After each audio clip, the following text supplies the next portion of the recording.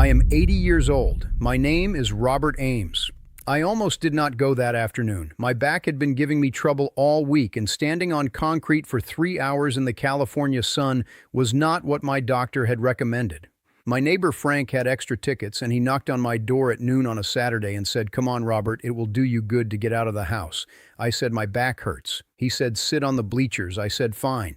I was sitting on those bleachers in the fourth row when a British woman pointed at a man in the front row and told him to get in the ring. She did not know who he was. Not one of the people around her knew who he was either, or at least most of them didn't, not yet. Not in the summer of 1972 when this happened. What happened in the next 20 minutes I have been carrying around for 52 years. I have told it maybe 8 times in my life. I am telling it completely now because I am 80 years old and the rest of the people who were at that event are getting older too, and this story deserves to be told before the people who witnessed it are all gone. The San Bernardino Outdoor Boxing Showcase had been running every summer for about 5 years when I first attended. It was not a famous event. It was not on television. It was held in a large open lot near the fairgrounds that the promoter, a man named Carl Briggs, who I had met twice at other events, had been renting every August and setting up with 3 portable boxing rings, bleachers for maybe 500 people, a PA system that worked about 70% of the time, and a schedule of bouts that ran from early afternoon until early evening. The crowd was the kind of crowd that follows boxing seriously. Trainers and coaches and fighters from regional gyms, fans who knew the names and the records, people who had driven up to 2 hours to see something real, from people who actually knew what real was. I had been going for 3 years by 1972. My neighbor Frank had gotten me into it. I was not a boxing person by background, but I had come to genuinely appreciate what serious practitioners could do in that ring. The specific combination of athleticism and intelligence and controlled violence that professional boxing produces in the best people, and Frank's enthusiasm for it had become my enthusiasm for it, gradually over several summers. That year, the showcase had 4 scheduled bouts, plus the usual open challenge at the end, where anyone from the crowd could step into the third ring and put their name against whoever was willing to take it. The open challenge was always the wildest part of the afternoon. Sometimes nothing much happened. Sometimes something did. That year, the main attraction was a woman named Patricia Vane.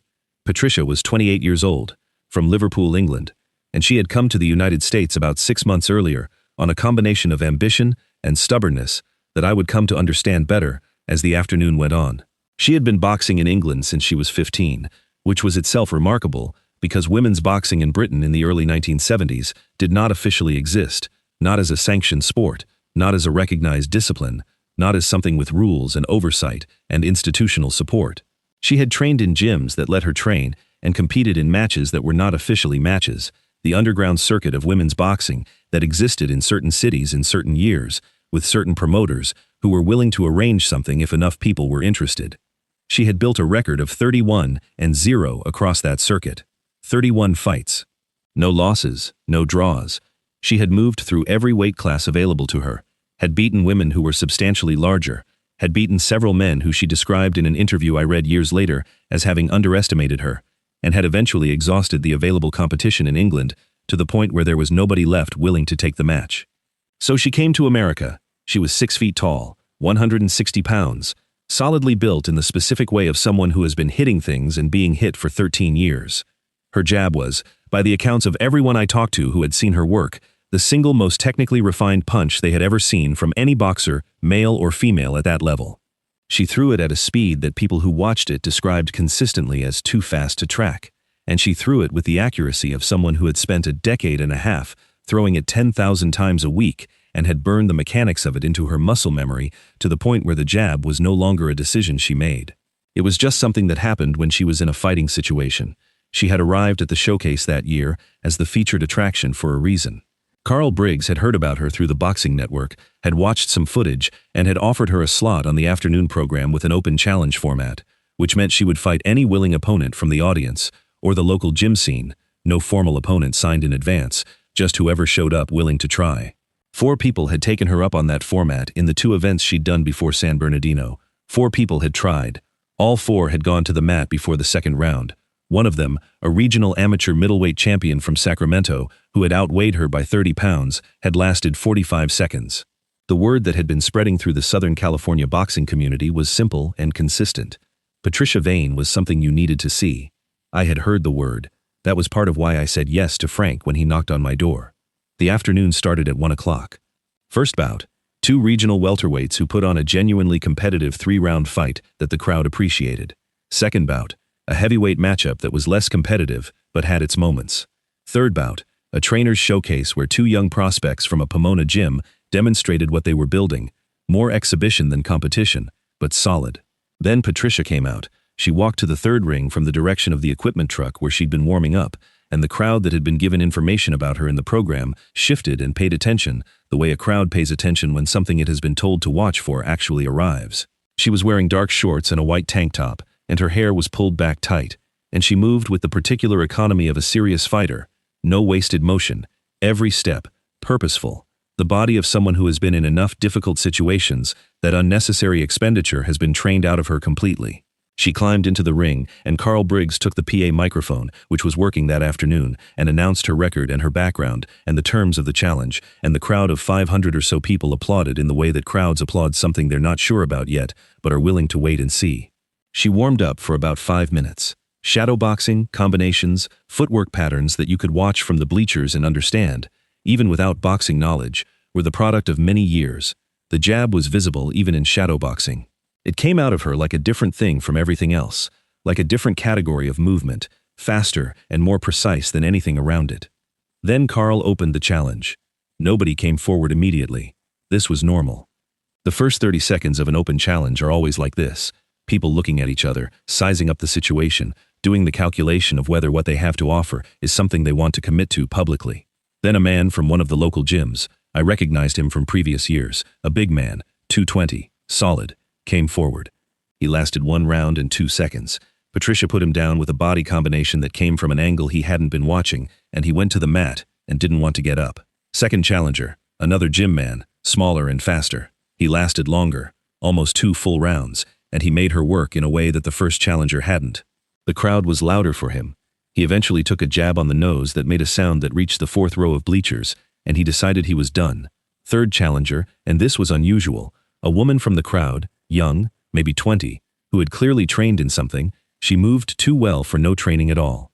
She lasted less than a minute, but the crowd cheered for her more than for either of the men, and Patricia, to her credit, handled that challenger with more visible care than she'd used for the others, never going more than was needed, winning clearly, but not making a spectacle of it. After the third challenger took her loss and climbed out, Patricia stood in the center of the ring, and the crowd gave her real applause. The applause of people who have watched something genuine and are acknowledging it without any pretense. And that's when she took the PA microphone from Carl. She said, "Thank you very much," and the accent was sharp and clean and Liverpool working class, not performed, just what she was. She said she had been in this country for 6 months, and she had found that American fighters were strong and fast and serious, and she had enjoyed every match. Then she said she had one more challenge she wanted to issue. She looked out at the crowd. She was not looking for a volunteer. I understood this immediately from the specificity of her looking, the way she was scanning, rather than inviting. She was looking for someone specific. She found him in the front row. I could see him from the 4th row, a small man, lean, dark jacket despite the California heat, sitting in the front row with his hands folded in his lap, watching the ring with the complete attention of someone who had been paying very close attention to everything that had happened in that ring all afternoon. He had been sitting there, as far as I had noticed, since before the first bout. I had not recognized him. Most of the people around me had not either. Patricia pointed at him. She said, "You, front row, you've been watching every match. I can tell by how you're watching that you know something about fighting. Let's see what you know." The crowd turned to look at the man in the front row. He looked up at Patricia. He did not immediately stand. He looked at her the way someone looks at something they are genuinely considering, and then he looked back at the ring, and then he looked at the few people around him, and then he looked at Carl Briggs. Carl, who was standing near the ring steps, leaned down and said something to him. I was too far away to hear what it was. The man in the front row said something back. Someone in the 3rd row, directly behind him, leaned over and said something to the person next to them. That person's face changed. A recognition, sharp and sudden, the specific face of someone who has just identified something they weren't expecting. The recognition traveled in a wave through the people nearest the front row, the wave of whispered names, quiet and fast. The man in the front row stood up. He was small. 5'7" maybe, in the kind of dark jacket that said he hadn't come here expecting to be in a ring. He climbed through the ropes with a specific quality of movement that I noticed immediately, and that I would spend a long time afterward trying to describe accurately to people who weren't there. He moved, like someone for whom climbing into a ring was not an unusual thing, but also like someone who had not particularly planned to do it this afternoon. Patricia looked at him. The size difference was visible and significant. She was 6 feet to his 5'7", and she had nearly 20 pounds on him. She was in shorts and a tank top and hand wraps. He was in a dark jacket and street clothes. She said something into the PA that the crowd heard clearly. "Let's see how this small man goes." The crowd made a sound. Not a cheer exactly, more the ambient noise of 500 people adjusting their expectations in real time. A few people near the front row said something, names, his name, but the PA carried Patricia's voice, and the general crowd noise didn't let the names travel far. Carl Briggs said something about the terms, gloves available if wanted, standard open challenge rules. The man in the front row shook his head at the gloves. Patricia already had hers. She looked at him, offering no gloves with an expression that said she didn't particularly care. The man in the dark jacket stepped to the center of the ring. Patricia came at him. She did not ease into it the way she'd eased into the first match. She had looked at this man, assessed the size, made her decision, and what came out of her was real, committed, the jab arriving from nowhere at a speed that the people in the front rows later told Carl they had not been able to follow. It landed on air. The man in the dark jacket was not where the jab went. He had moved, and the specific quality of the movement was what made the people in the front rows go immediately silent, because it was not the movement of someone avoiding a punch. It was the movement of someone who had already been somewhere different before the punch arrived, the movement of someone who had read the situation at a level that made the word anticipation feel inadequate. His right hand came back, not a full strike, not the kind of thing that would have damaged her. A controlled contact at her shoulder, precisely placed, enough force behind it to disrupt her follow-through momentum. Patricia stumbled. Not far, not hard. 2 steps backward, 1 foot bracing. But she stumbled. The crowd made a sound that I have not heard anywhere since. It was not a cheer. It was the noise that comes from 500 people simultaneously revising their understanding of what they are watching. Patricia looked at him. Her expression was not what I expected. Not anger, not embarrassment, not the expression of someone who has been surprised into something they don't know how to process. Her expression was the expression of a professional who has just encountered something she wasn't expecting and is now fully present in a way she hadn't been 30 seconds ago. The assessment that had already been professional became something more. She came forward again. Different approach this time, not the opening jab. A body shot setup, which was smarter than the jab, because body shots require a different kind of movement in response. They force you toward the ropes or into a clinch, and the clinch was where she had the weight advantage. It was a good tactical adjustment, the kind a real fighter makes in real time. He wasn't there for that either. He had moved inside it, too close to the body shot origin for it to generate force, and from that inside position his hands moved in something I couldn't fully track from the 4th row, a sequence of contacts so fast and so precisely placed that what I could see from my distance was their result, which was Patricia's balance going somewhere she hadn't sent it. She went down on one knee, left hand catching herself, right arm instinctively covering up. She was down for about 3 seconds, then up, the automatic response of someone for whom going down is just a piece of information. The crowd was the loudest it had been all afternoon. Frank, next to me, grabbed my arm without looking at me, his eyes on the ring, his hand tight on my forearm. Patricia reset. She was breathing harder now, not from exertion, from the specific elevated state that serious fighters get into when they've been put down and are coming back, and the system is fully engaged in a way that ordinary competition doesn't always produce. Her eyes were different, sharper, the look of someone who has stopped doing anything automatic and is completely deliberate now. She came a 3rd time. She threw a combination that was the most technically refined thing I saw from her all afternoon, a jab to set distance, a cross behind it, a hook to the body off the cross, a combination that her 13 years had burned into her, the way calligraphy burns itself into a brush, the kind of sequence that happens at a speed and with a precision that most people never develop. None of it landed. He moved through it the way someone moves through a crowd, not violently, not dramatically, just finding the gaps and being in them. And the last piece of the combination, the hook to the body, missed by an amount that the people in the front row later described as frightening. Because the miss was not a wide miss, it was a precise miss. The kind of miss that communicates that the man on the receiving end knew exactly where the hook was going and placed himself exactly far enough away from it to let it pass without contact. And then his hands did the thing again. The brief sequence, the precise contacts. Her right arm, her left shoulder, Something at her center that I couldn't see clearly from row 4. She went down again. Both knees this time. She stayed for 5 seconds. The crowd was standing. The whole bleacher section, including me, and I haven't stood quickly for anything in years. But I was on my feet without deciding to be on my feet. When Patricia came up from the second knockdown, her trainer, a stocky man in a gray shirt, who had been standing at the corner of the ring with the expression of someone watching their worst professional scenario unfold in real time, was already climbing toward the ropes. He said something to her. She shook her head at him. She looked at the man in the dark jacket. He was standing in the center of the ring where he had been. His jacket was still on. He had not broken a sweat that anyone could see from the bleachers. His expression was the same expression he'd had sitting in the front row before any of this started, the complete attention of someone who is fully present in a situation. Patricia said something to him. I couldn't hear it from row 4. A few people in the front rows heard it and later told different versions of it. The version I heard most consistently was that she said, "What are you?" He said something back. I don't know what it was. Nobody I spoke to afterward heard it clearly. She came a 4th time. This time she was not using combination sequences. She came forward with the specific intention of closing distance and making it physical in a way that technique couldn't solve, using her size and her weight and the forward press that had put down 2 of her 3 opponents that afternoon. It was the right call tactically. The right call was not enough. He moved at an angle that took him out of the path of the forward press and positioned him to one side of her committed momentum, and the contacts he made were at her shoulder and at her left arm, and the direction they introduced into her forward momentum produced a result that sent her sideways instead of forward, and her left foot went out from under her, and she hit the mat shoulder first.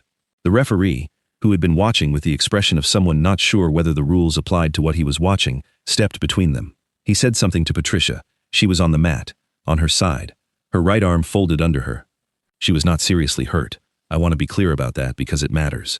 She had been put down 4 times, but none of it was impact in the way boxing knockdowns are impact, not the headshot that jars the brain, not the body blow that shuts down breathing.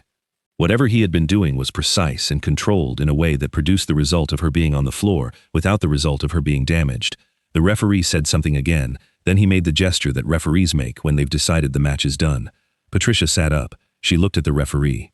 She looked at the man in the dark jacket. She looked at her trainer, who was now fully inside the ring, who had climbed through the ropes during the 4th knockdown and was now crouched near her with the expression of a man trying to manage a situation that has gotten significantly past his ability to manage. She stood up. Her trainer said something to her. She said something back. He said something else, louder. I could hear the tone of it from row 4, even without the words. The tone of a man trying to stop something. She was not listening to her trainer. She looked at the man in the dark jacket and something had changed in her face. The professional assessment that had been there through the first 3 knockdowns was still there, but something had been added to it or had replaced part of it, and the something was not composed. It was the look of someone who has been profoundly embarrassed in front of 500 people by an opponent she had pointed at and publicly dismissed, and who is not currently making decisions with the part of her brain that makes good decisions. She said, loud enough for the PA to catch it, loud enough for the whole crowd to hear, "We are not done." The man in the dark jacket looked at her. He said something that was not loud enough for the PA and not loud enough for most of the crowd. A few people in the front rows heard it. One of them told me afterward what he said. He said, "I think we are." Patricia came at him, not in a fighting way, not a jab or a combination or a tactical approach. She came at him the way a person comes at something when the part of them that calculates has stepped aside and the part of them that reacts has taken over, which is fast and forward, and without any particular technique behind it. What happened next is the part that the 500 people at that event were still talking about long after the afternoon ended, the part that separated from the boxing itself and became its own story, that got passed around through gyms and training halls and diner conversations for years afterward. She got to him. Not all of her got to him. Her right arm got to him, grabbed the sleeve of his jacket, the kind of grab that is not a technique, just the hand closing on whatever is available, and for a moment, she had him, the specific physical fact of his jacket in her fist. He turned, not away from her, toward her. And the turn included something with his other hand, something at her wrist, a contact that looked from the bleachers like nothing, like the lightest possible touch, and her grip on his jacket simply opened. Her hand opened around the fabric, not because she decided to let go, but because the option of holding was no longer available. Her trainer had reached them by then. He was a big man, the trainer, solid through the chest, the build of someone who had fought professionally himself before becoming the person who trains fighters, and he put himself physically between his fighter and the man in the dark jacket. the professional impulse of a cornerman who sees a situation escalating and puts his body in front of it. The man in the dark jacket looked at him. The trainer said something.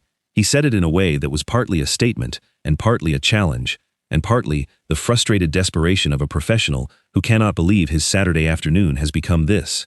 He said something along the lines of, "You need to step back," and his body behind the words was the body of a man who had 30 years of physical life behind him and was not afraid to use it. The man in the dark jacket stepped back. Not away, just back, creating space, the way someone creates space when they want to change the terms of a situation rather than escalate it. He said something to the trainer. Quiet, brief. The trainer's expression changed. Whatever he said, the trainer looked at him for a moment, and then the tension in the trainer's posture, not all of it, but some of it, released. The trainer turned to Patricia and said something to her, firm and direct, the specific voice of someone who has authority over a person and is using it. Patricia was still looking at the man in the dark jacket. The crowd had come closer, not around the ring, away from the ring. The 500 people in the bleachers and standing around the edges of the event had moved, the slow collective drift of people who want to be closer to what is happening without being in the middle of it. There was a loose circle of people around the ring now, outside the ropes, the specific human ring that forms around any situation that has moved past the expected and into something that people understand instinctively they should witness. Carl Briggs was in the ring. He had gotten there at some point during the last 60 seconds, and he was talking to both of them, or trying to, with the expression of a promoter who has just watched his afternoon event exceed every expectation he had and exceed every insurance policy he had simultaneously. Patricia said something to Carl. Carl said something back. Patricia looked at him the way people look at someone who is saying something they don't want to hear. Then she looked past Carl at the man in the dark jacket. She said, "Who are you?" It came out different from how she'd said the earlier things. The combative edge was still there, but underneath it was something else, something more genuine, the real version of the question rather than the confrontational version. He said, and this time the PA was close enough and the crowd was quiet enough that most people heard it. "My name is Bruce Lee." 500 people processed that. It moved through the crowd the way these things move through crowds, the wave of recognition traveling from the people who knew immediately, to the people who almost knew, to the people who were asking the people next to them, and the whole process took about 15 seconds, and by the end of it, the crowd's noise had changed character entirely. Not louder exactly, different. The noise of people who have just understood something significant about what they have been watching. Patricia looked at him. She had heard of Bruce Lee. It was clear from her face that she had heard of him, that the name meant something, and that the meaning of it was currently colliding with the afternoon she had just had, in a way that was producing an expression on her face that I watched carefully from row 4 and have thought about many times since. She said, "The film man." Bruce said, "Yes." She said, "I've seen 2 of your films." He said, "I've heard that response before." The crowd made a sound. It was a small laugh, not a big one, the kind that happens when something has been said that releases the smallest piece of tension from a situation that still has a great deal of it. Patricia looked at him for a long moment. She said, "How?" He said, "How what?" She said, "How did you do what you just did?" He said, "That's a long conversation." She said, "Give me the short version." He said, "You were always exactly where you said you were going to be." She said, "What does that mean?" He said, "It means your combinations are perfect. Every one of them, the jab to set the distance, the cross off the jab, the hook to the body, the footwork adjustment before the body shot, they're perfect. I've rarely seen a jab as clean as yours." She looked at him with the expression of someone who is not sure whether they are being complimented or set up for a criticism. He said, "But perfect means the same thing every time. And when something is the same thing every time, the person across from you can read it before it arrives." She said, "I threw 4 different combinations." He said, "You threw 4 variations of the same combination. The decision was always the jab first. Always. That decision is made in your shoulder about half a second before the jab leaves your body. I was reading your shoulder." The crowd around the ring was very quiet, not the uncomfortable quiet of a situation that hasn't resolved, the listening quiet of people who are hearing something they want to hear. Patricia said, "You were reading my shoulder." He said, "Yes." She was quiet for a moment. Her trainer, who had been standing nearby, with the expression of a man who has decided to let this conversation happen rather than try to stop it, said something quiet to her, in a tone I couldn't hear from row 4. Patricia said, without looking away from Bruce, "I know, Ray." She looked at him for another moment. Then she said something that changed the quality of everything that had happened in the previous 20 minutes. At least for me, watching it, at least for the way I've thought about it, over 52 years. She said, I want to learn that. Not, I want a rematch. Not, I want to prove something. Not any of the things that the narrative of the afternoon seemed to be building toward. She said, I want to learn that. Bruce looked at her. He said, what you have already is rare. The jab is real. The footwork is real. The conditioning is real. You've built something genuine. What you're describing, what you want to learn, it doesn't replace any of that. It adds to it. She said, can you add to it?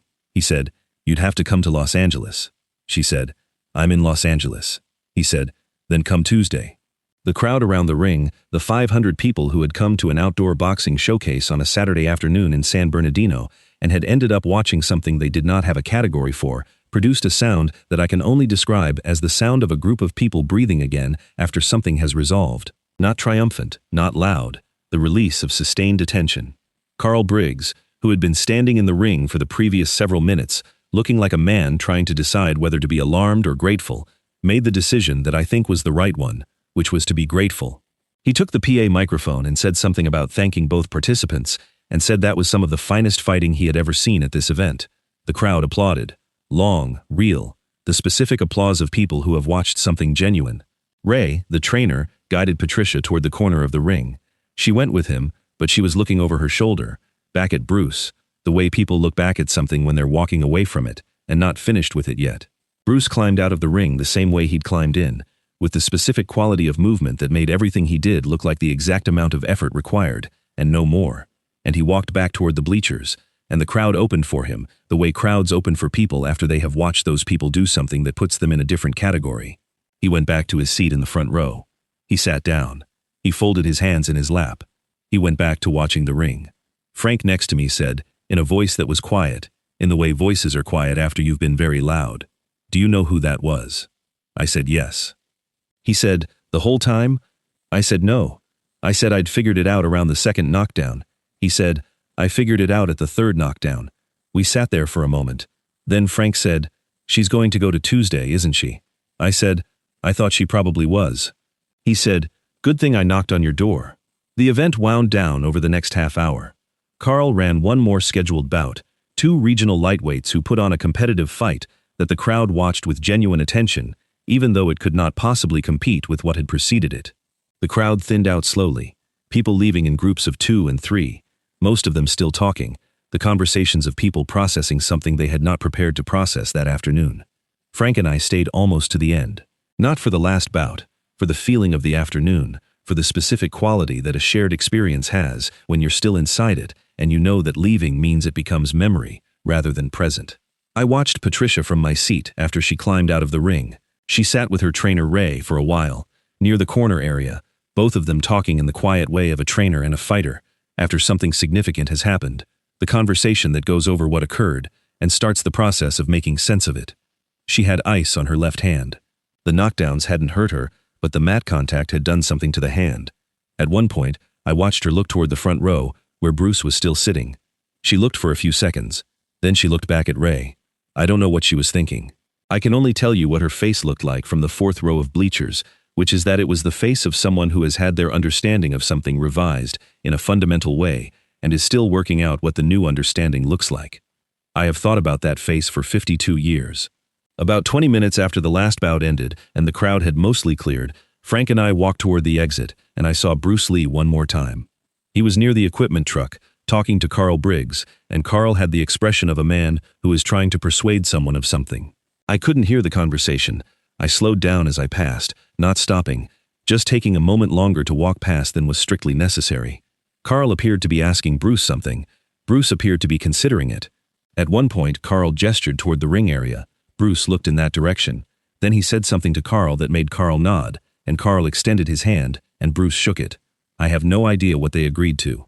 I didn't find out afterward. Whatever it was their business. 2 men and an event, and the specific conversation that comes after an afternoon like that one. I drove home with Frank. We talked about it the whole way, which is about 45 minutes, and we still hadn't finished talking about it when we got to Frank's street. He said come in for coffee, and I said yes because I wasn't done thinking out loud. We sat at his kitchen table for another hour, and we went over the 4 knockdowns in the crowd, and the moment Patricia said, "Who are you?" and the moment Bruce said the name, and the way the crowd had processed it. We talked about what she said at the end, "I want to learn that," and what that meant about who she was, that her first response to being beaten 4 times in front of 500 people was not anger, but curiosity. Well, it was anger first. We both acknowledged that. The grab and the come at him and the trainer stepping in, all of that was anger. The real and understandable anger of a proud person who has been publicly embarrassed. But what came after the anger was curiosity. And that, Frank said, was the more interesting thing. I agreed with him. I still agree with him. Bruce Lee died 8 months after that afternoon. He was 32 years old. I heard the news on the radio, and I sat in my car in the parking lot of a grocery store for a long time. I thought about the dark jacket in the front row, about the 4 times Patricia's combination had arrived and he had not been there, about what he said about her shoulder, about reading the decision in her shoulder half a second before the jab, about perfect meaning the same thing every time, about the crowd sound when it said his name after the 4th knockdown, about the specific quality of the quiet in that ring when she said, "Who are you?" I looked up Patricia Vane's name over the years, found some references to her in boxing histories. She had gone on fighting in the United States through the mid-1970s, had eventually helped push for the formal recognition of women's boxing as a sanctioned sport, had become a trainer herself in the 1980s, had worked with fighters who competed at the highest levels. One short profile I found in a boxing publication from 1986 mentioned in a single sentence that she had trained briefly in Los Angeles in 1972 with a private instructor whose name the article did not include. I think I know who the private instructor was. Frank died in 2008. We had been friends for 37 years, and the afternoon in San Bernardino was something we talked about periodically for all of those 37 years. Every few years one of us would bring it up, and we'd go over it again, adding a detail we'd forgotten we remembered, adjusting something we'd been misremembering. It was the kind of event that takes a long time to fully process and keeps releasing new pieces of itself the longer you carry it. I am 80 years old. My back still gives me trouble. I have not been to a boxing event in 15 years. But I still think about that front row seat and the small man in the dark jacket with his hands folded in his lap, watching everything. I almost didn't go that afternoon. I said my back hurts. Frank said sit on the bleachers. I said fine. If I had said no, I would have spent 35 years hearing second-hand versions of that afternoon and never knowing for certain whether the second-hand versions were accurate. I would have had the story other people remembered rather than the story I watched. I watched it, from the 4th row. For 52 years, I have been the person in the room who was there, and there is no substitute for that. For having been in the room when the thing happened, for knowing in your body what the air felt like and what the crowd sounded like, and what Patricia Vane's face looked like after the 4th knockdown when she asked, "Who are you?" That's the whole story. That's everything I saw.